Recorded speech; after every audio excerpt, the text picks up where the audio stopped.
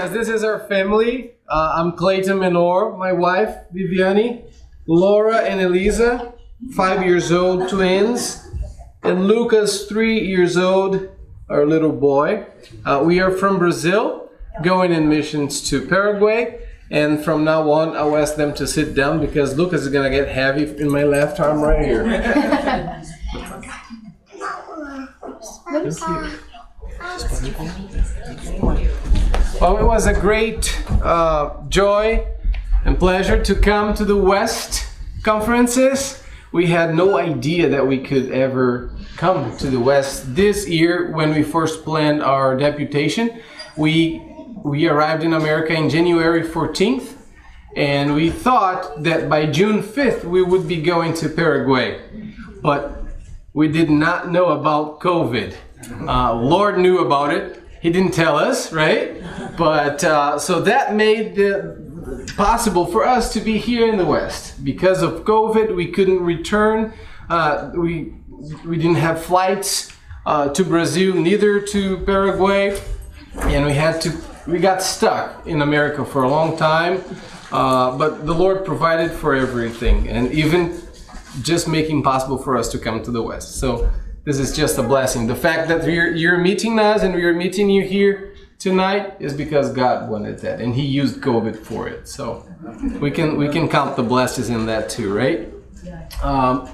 Just sharing with you a little bit of who we are. My wife and I come from different backgrounds. I'm from a Christian family. My father is a pastor. Ever since I was a little child, like my son, I remember myself running in a church, and I grew up in that environment, learning about the gospel. I still know the lady who shared the gospel to me when I was a kid, but I never really felt like I was saved until I was 14 years old, and I went to this youth camp. And there I really understood the gospel. I really understood that it was personal to me, that it had nothing to do with going to church in a weekly basis, but it was personal. I needed a Savior. I was a sinner, and I needed, the same grace and the same love of God as everybody else. So after I came back from that youth camp, that was the exact time that my dad got invited by the missionaries in North Brazil. That's where I'm from. In case you don't know, Brazil is a large country. So we used to live in the north part, the best part of the country, except that in the south I met my wife, and she was the gem, the pearl that I found there. And this is not flattering, okay, because she cannot understand English. So she will ask me later what I said, I'm sure. Well, but I come from this tropical northern region of Brazil, and there many missionaries have come and gone to there and from there. You might know Joe Campos. You might know maybe Doug and Vicky Lefebvre. They are missionaries with Things to Come mission in Brazil, in the north part of Brazil. And in southern Brazil, TCM also has a couple of missionaries there, Gomer and Nini Indino. So we used to work with them in Brazil for a long time. I worked with, my father knows the ministry of the Campos and the Lefebvres, and we worked together with the Indinos in southern Brazil. So this is my background. We moved, I was 14, I took the same Bible training as my dad did because I wanted to learn more about the Bible. I had no expectations that one day I would become a missionary or a pastor or anything. I just had understood from an early age that I wanted to make my life count for Jesus. I just understood what to live is Christ and to die is gain. And I wanted to make my life count for Him. So I was taking that Bible training. After the Bible training, my dad got invited to become pastor in one of the southern churches, one of the Grace churches. You're going to see a picture of that soon. And I was his right arm. I was just helping out. I was a youth pastor for many years until I met my wife. But my wife, she's got a different story. she trusted the Lord when she was 18. She comes from this non-Christian background. She actually, her family is Catholic, but that kind of Catholic that just say they are and don't even go to church. It wasn't for one of her aunts that really brought her to church, and she did all the communion things when she was little, and she learned all that. But she came to visit our town. We used to live on the coast, so she came just to have fun with her friends. She was 18 years old, just had graduated from high school, going to college, and let's celebrate, let's have some party. That's what they thought. So they came. One of the guys, the guy who was driving the car, he got drunk, and they were involved in a car accident. And everybody, 8 people in a 5-seat Jeep, right? 8 people got thrown out of the car. It was a bad accident. One of the guys actually ended up, 2 years later, he died because of complications of that. And Viviane was the only one who had no scratch. And she just stood up and helped everybody else. And, you know, the accident was in the news. Very bad thing. But she was the only one who didn't have to go to the hospital. And she was staying with this lady from church. She's an older lady, very, very close to her family now. And she said to Viviane, you know what? God's got a purpose in your life, and you've been spared in this for a reason. You should come to church with me. And Viviane came to church with her and trusted her life to the Lord. And as she does that, she calls her family the next day and says, Mom and Dad, I don't want to go back to my town. That's 10 hours driving, not too far, but she says, I don't want to go back there. I want to stay here because I learned something new. I want to learn Jesus more. I want to go deep, and if I go back, I'm afraid I'm gonna forget it all. I'm not gonna follow, and I want to stay here. Of course, they didn't believe her, right? So they came to check what was going on, and she actually hid the part of the accident until they came, and of course they got really, really angry with her. But the lady who was actually taking care of her, she says, you know what? You can trust. I will watch over her. And she is a very influent lady in the city. And she says, I'm going to find a place for her to stay, a place for her to work, leave her here, and she will be fine. And they trusted. And she stayed, and she started attending our Grace, one of our Grace churches in town. And I was the youth pastor there, right? Playing my guitar, right? And after a few years, we got married. That we got a picture of that. That's one of the, right? Wow. Isn't she pretty? Right? Him, not so much, right? But that's a very happy day in our family. And of course, here's a picture of our 3 gifts from God. I always say I have the improbable kids because we didn't have twins in our family. And we got twins. And when we knew we had twins, the doctor said, well, they're fraternal, so it might be boy and girl, you know. If they happen to be the same gender, it's rare. And if they happen to be the same gender and alike, it's even more rare. And that's what we got. Very rare. And Lucas has got all our recessive genes. He's got lighter skin. He's got hair different than us. In that picture, it's pretty light. We're, as you see, we're brownish, and well, that's how God does, right? When I finished my Bible training, I told my dad I want to serve the Lord, and he says, "Okay, this is very, very wide what you're saying. Go study, go do something else. Go find something to do." And then I took some training in accounting, and in 2009 I started working in that office that you can see there. That's the oldest office in the city that we were living on the coast of Paraná State. And in 2014, my boss invited me to join him in business. So I owned 10% of that office before I finished my career in 2019 when I came to my boss and I said, I want to be a missionary. I'm giving this away. He did not understand what I was doing. He said, you're crazy. His dad was a Christian. He used to go to church, and he's got bad memories from the time that he had to follow. I mean, his dad was gone, and he didn't take much care of family, and he was like, you're not going to do that to your family. I said, well, wherever I go, my family will come with me.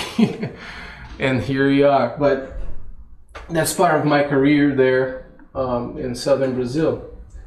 So this is where we met doing youth ministry between the years of 2008 and 2014. Viviane and I were very active in terms of evangelism and taking the youth out of the four walls of the church and going out and just evangelizing outdoors. Even sometimes when we would have the chance to go into a school, we would do and perform drama skits. I'm not very good at that. I can sing, I can play the guitar, but I'm not really a guy of arts. It's hard to say, but Viviane is. She can do that, and she would do those things. I can preach, and that's how I do. And we would do anything we could just to evangelize. And that was something that the Lord was actually working on us and growing us this big passion for sharing the gospel. In 2015, I took after my dad in the pastoral ministry of the Grace Church, one of the Grace churches that we have there.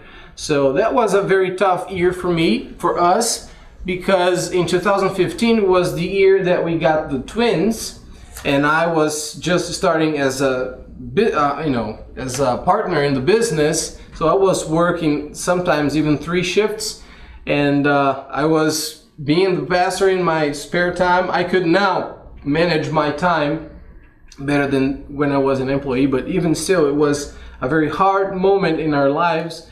But the church invited us, and I talked to my wife. She said, let's go. And we did that. And for 4 years, until 2019, I was the pastor of that community. They've been there for 30 years in that little building there. And on behalf of them, I can send their greetings to your church. I said them, I'm going to visit many churches. So greetings to every church we go.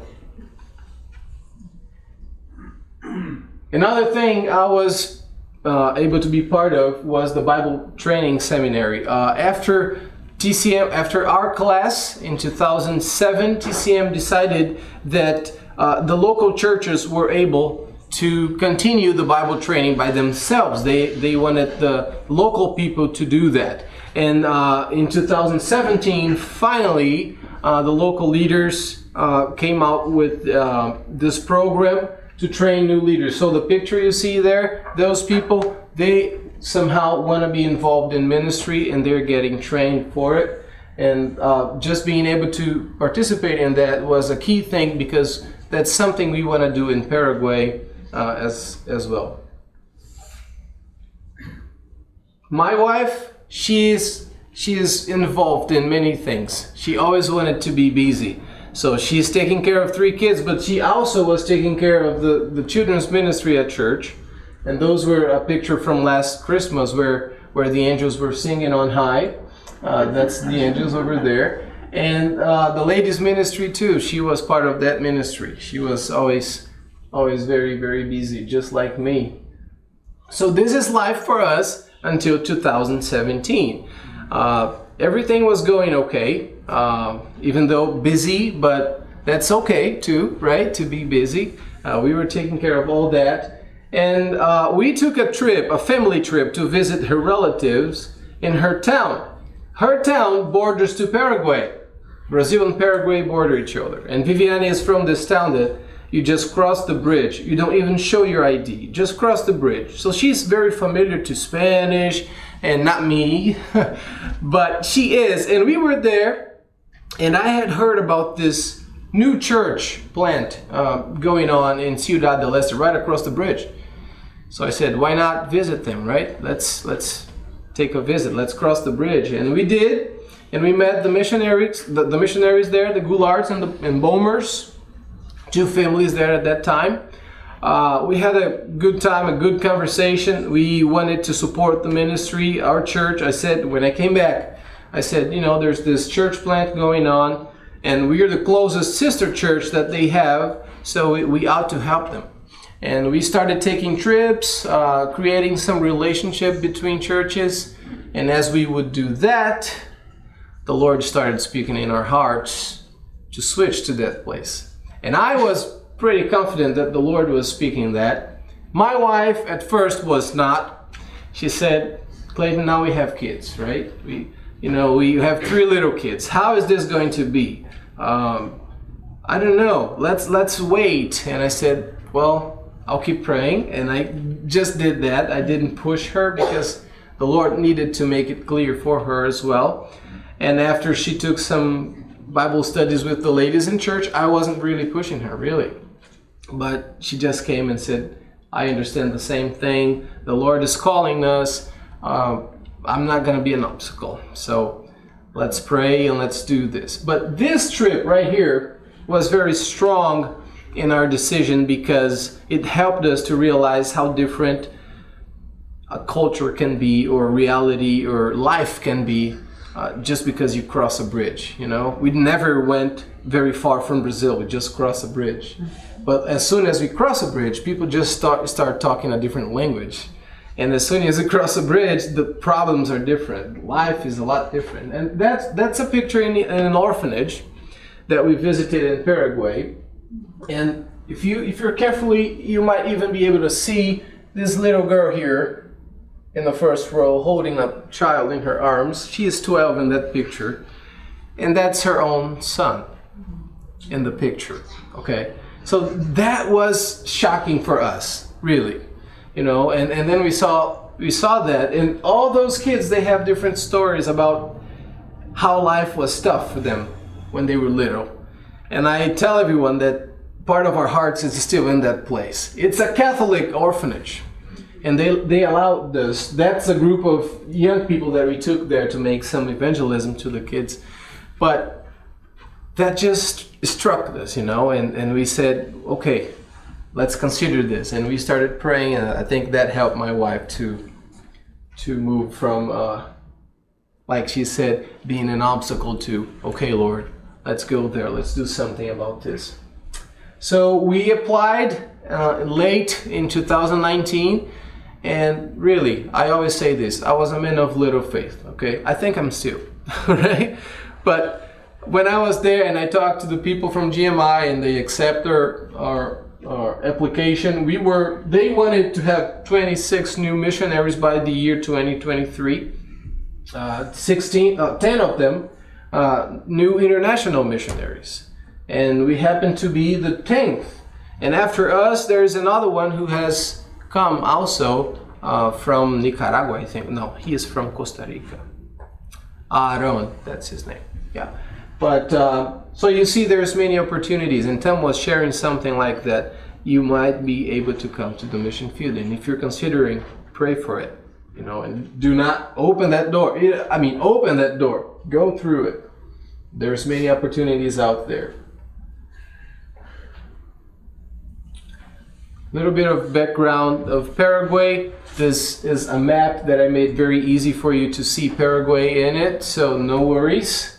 Paraguay is the yellow one inside the red circle. So the big country over here, in case you don't know, but this is my country, right? Brazil. Paraguay is about the size of California, and there's 7 million people living in there. 90% of the population is Catholic. It's interesting this. When I talk to old people in Brazil, they would say Paraguay looks like Brazil 60 years ago. You know, very Catholic, very religious, but very little knowledge of the truth of the gospel. So from Catholic background, they just know that Jesus is, he paid halfway for your salvation, right? You have to earn by your works. You have to be in the right church, which is, of course, the Catholic Church for them. And you have to be a good person, in order to achieve your salvation. So this is something that they have. That's what they know of Christ. So it's not like they don't know who Christ is. They know, but they get it all wrong, and they do not pay attention to the scriptures. 6.2% would be evangelical Christian. But this 6.2% here are people from mostly people from the prosperity gospel. Okay? Prosperity gospel. I think it might have started here, if I'm not wrong, but they just flocked in there. Okay? So that's something we have to fight. It's not something we can say, oh, these are brothers. They are the worst kind of Christians you can ever think, because they're actually selling or trading the faith of people. They're saying that Jesus is someone who wants to give you what you want here on earth, according to how faithful you are in your givings. You see what they do? There's no message of salvation. There's no sin. There's no redemption. There's no forgiveness. There's nothing about it. It's all about money. It's all about be faithful. And when things go wrong in your life, that's because you're not being faithful. That's what they say. So people is under this burden all the time. And so when we start preaching the gospel of Jesus Christ, the gospel of grace, people just say, well, I've never heard that. I've never heard, because they would never heard in the Catholic Church, and they would never heard in most of the churches that they have there, the Christian ones. It's also a bilingual country. They speak Spanish. That's kind of, In Brazil, the big country there, we are the only ones who speak Portuguese in South America. All around us is Spanish. And it's kind of shame that I don't know Spanish. I somehow learned English with the missionaries that came there. They started teaching me, and I kept teaching myself, but I should know some Spanish. The thing is, in Brazil, you kind of say that you know half Spanish because it's similar. So we can pretty much catch what the other person is saying, but I cannot say that I'm fluent in Spanish. My wife knows more Spanish than I do. She will probably interpret for me in the beginning when we get there, as I'm doing for her now.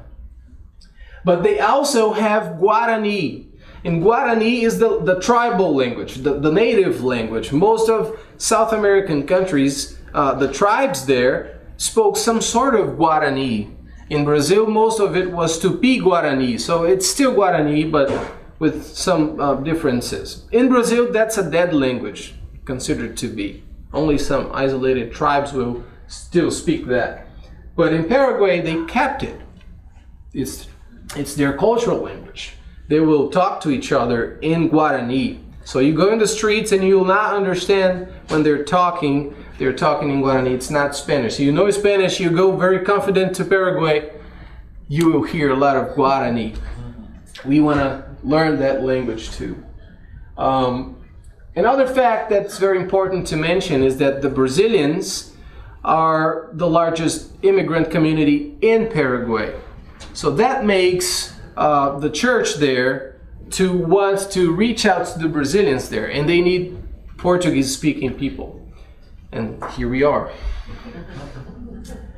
This is a demographic map of Paraguay, and the yellow areas are where there's not many people living, and the red areas are the most concentrated, the most concentration of people. So the first one, the arrows are not right here, but the first one over here is the capital, Asunción. 2 million people live in there, around that. The second arrow that just came down, and I don't know why, is Ciudad del Este. That's the city where there is a church planted by the team of the missionaries. They're there, the Goularts, the Bombers, and Hodgsons. And I think I've seen the pictures of them in that map. You might be praying and supporting them as well. The third arrow didn't go right either, is Encarnacion. So we targeted a triangle where we want to plant churches in Paraguay, and we want them to be able to reach out to the rest of the country. The upper area is called the Chaco. It's mostly farms, and tribes that you will find there.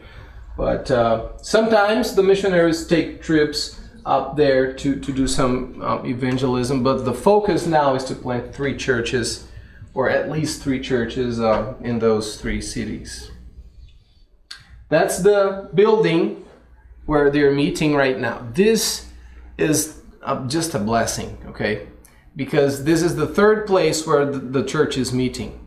The first building was half of this place here, and they thought they would be there for a long time. They moved to a 2nd building because the place was little, was small. The 2nd building was maybe the size, I was there, I've been there in the 3 buildings. And the 2nd building was about the same size of this sanctuary here. And they thought they would be there for a long time, but the place just got flocked again, you know, packed again. And they needed to move to a 3rd place. That's the 3rd place. This is a picture from above. There's how do you say, there's a second store up in the back. Yeah, balcony. Yeah. Here, this is Jerry Bomers, one of the missionaries there. I recognize because there's a lack of hair right there. But this is what the Lord is doing there, right? It started so small, and quickly in like 4 years, that's what you get. That's because the Lord is blessing that ministry, and we just want to be part of this too. These pictures are very recent pictures from very recent fundraising that we did for Paraguay because of COVID. Some families, most families, were not able to supply for food for their own families. So the country was not hit pretty bad with COVID. You know, they just quarantined themselves since March, and they closed the borders. Nobody was coming in, nobody was going out. So there was not many cases there, but they didn't want to have a problem with their health care. They would say that if Brazil would sneeze, that's words from their president. If Brazil sneezes, then Paraguay goes dead, you know, because there's no rooms, there's no beds in hospitals for everybody. So they were hit pretty bad economically. And we did this fundraising for food for the kids. And those are pictures, even that is one of the missionary kids, one of the Hodgson kids, having food with the other kids there because of the givings from America. So these are the doors of opportunity. Like I say, we are the newbies. We are going, and we have all the expectations, good expectations for the field. And these are the areas, the doors that we saw that we could go through and say, yes, Lord, here we are. The first is strengthen the work at Iglesia Bíblica Gracia. This is the local pastor that came from one of those churches, and he just embraced our message because he was honest enough with the Lord to say, this is not the gospel. And this is the truth. So he come to our church, and he's now being trained to be the local pastor there, Juan Carlos. We want his strength, come alongside them, help them to play some songs, and just join them in that, and just strengthen the work. Also, we want to reach out to the Brazilian community in town, in Ciudad del Este, especially the student community. There is over 20,000 Brazilians studying to become doctors in Ciudad del Este. That's about the number of citizens we had in our town in Brazil, small town. But only in Ciudad del Este, that's only Brazilians studying to become doctors. We hear stories that they won't even get to finish their courses because it's easy to go into drugs and all that. And we want to the church wants to do it, and that's nice too, because we want to get them involved in this outreach, and we want to be part of that. Also, we want to help begin the Bible training program. The missionaries there have this plan to start as soon as possible to have this Bible training.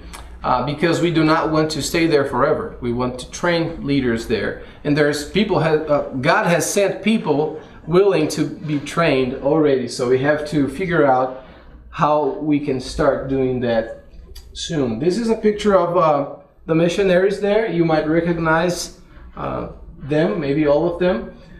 We want to plant churches with them there. Probably when we get there, we will split the team in two, and some will stay, some will go to the next city.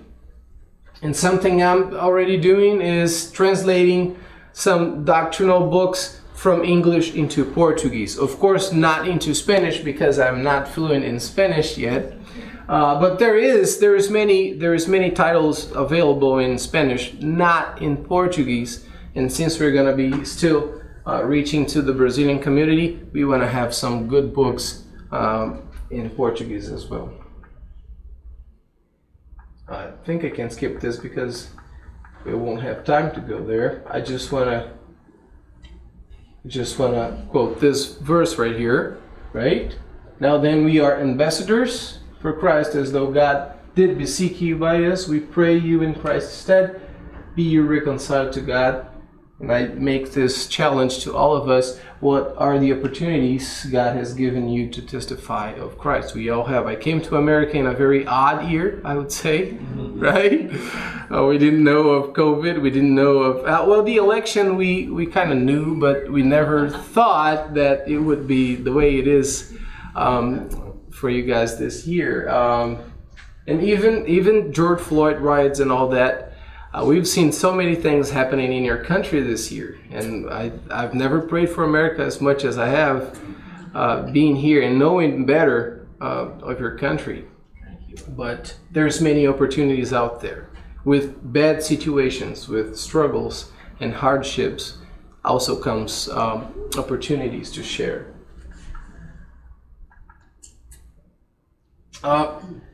This is our contact info. I really appreciate if you would sign up to our contact list to receive our updates. I thank for the opportunity to be here and get to know you all. I wish we could have more time, right, to spend more time together. But, well, Lord knows, I'm just happy to be here. I wouldn't even be able to come. But thank you for what you're doing. Thank you for even with COVID, you decided to have your conferences, and that's something really. You know, many churches just decided not to have it, not even have time to plan or how to postpone it. But you're doing this. You're blessing us. You're encouraging us as well. So feel free to take one of our prayer cards as well, and please. Be in touch, stay in touch, and pray for us. Thank you.